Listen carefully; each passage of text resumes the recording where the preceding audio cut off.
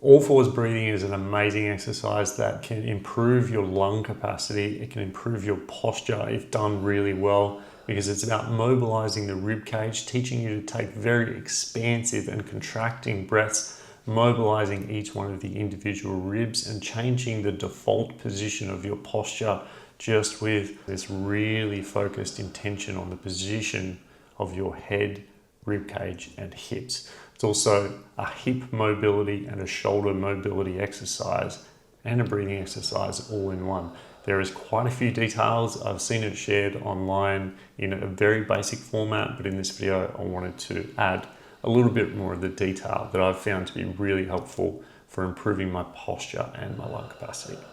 First link in the description if you want to work with me. All fours breathing, just like any other biomechanical breathing exercise, is a very powerful way to change the position of your ribcage, shoulders and hips and impact the way that they move. Perhaps the most important part of this is getting set up in a good position where your ribcage is stacked on top of your pelvis. Now it's easier to imagine this in the vertical plane when you're standing up. But what we want is the respiratory diaphragm and the pelvic floor kind of stacked on top of one another. So your rib cage looks like a big cylinder or a barrel. And the aim with this exercise is to, on your inhales, fill your rib cage and your torso and expand it in all directions like it was a big barrel.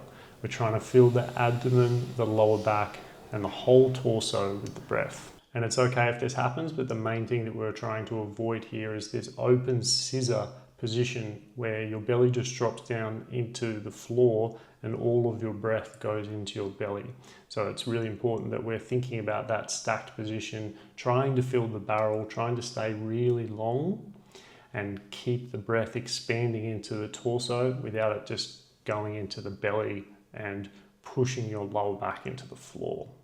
What you should feel during this exercise is that the rib cage is compressing and expanding in 360 degrees all the way around your rib cage. And whilst you're going to do that, you will feel quite a strong core contraction.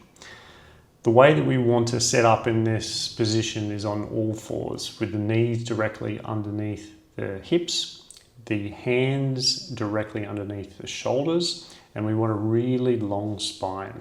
And we're going to aim to keep the spine very long for the duration of the exercise.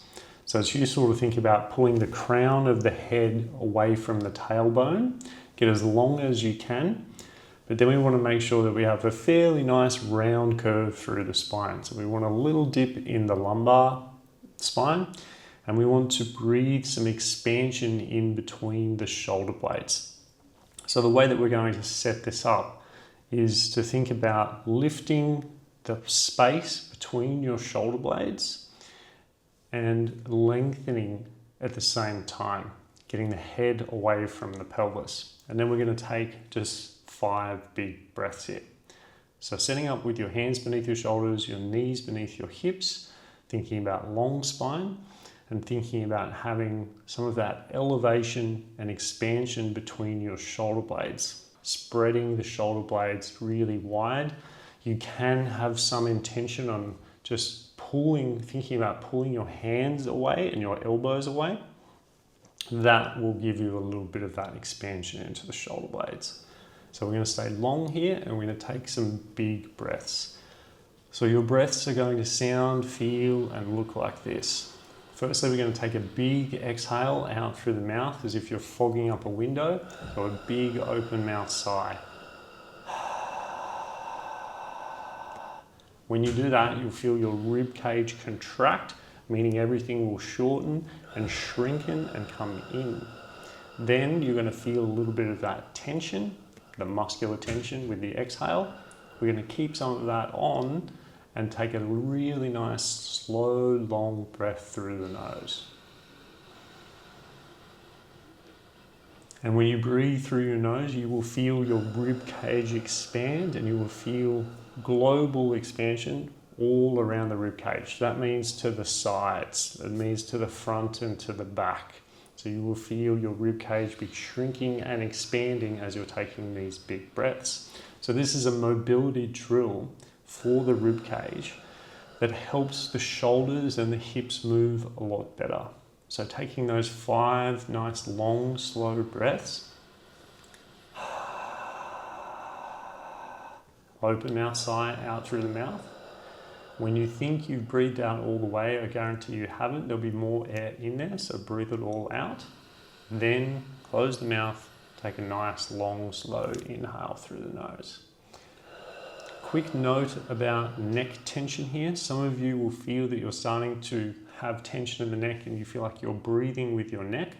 What I want you to do in that position is just play around with your head and neck, just soften it and try and find a comfortable position for the head and neck such that it's not creating a lot of that tension. And just playing slightly with the position of your shoulders and your head and neck to find a comfortable position to take these 5 long, slow breaths in. Now, if you're doing it well, what you will feel is a really good core contraction. You'll also feel the contraction and expansion of all of your ribs, and you will feel like it's pretty hard to take those big full breaths in, and ideally 5 breaths would be quite difficult. If you're able to do 10 breaths, then you're probably not putting enough effort into the full complete exhale and the full complete inhale to feel the benefit of the exercise.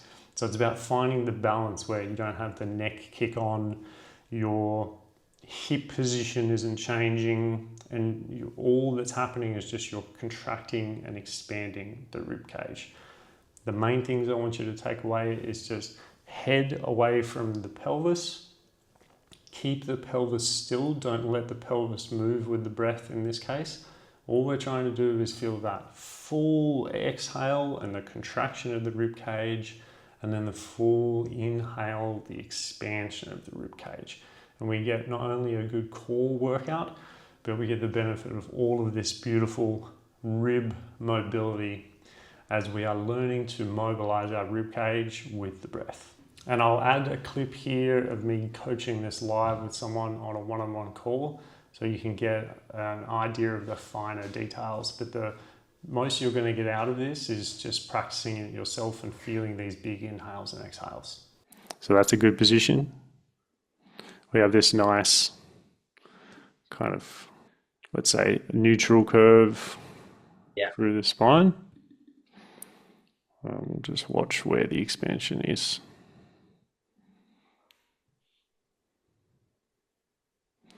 So at some stage I get you to drop this section, almost like this vertebrae. I get you to drop that because that's where you typically want to breathe into. Yeah. Now you've dropped it. So we go from here, breathing up here. A lot of movement. You're just like your brain's figuring out with your shoulder blades. Then we get you to drop down. Then we get like this more full kind of expansion. Whereas here, it's like, see how you're breathing with your back? Yeah. So what the idea here is probably for you is to keep this movement, like quieten down this movement in the breath and to feel more of this frontal expansion. Right. To this area up here where you're not getting a lot. And then to the sides.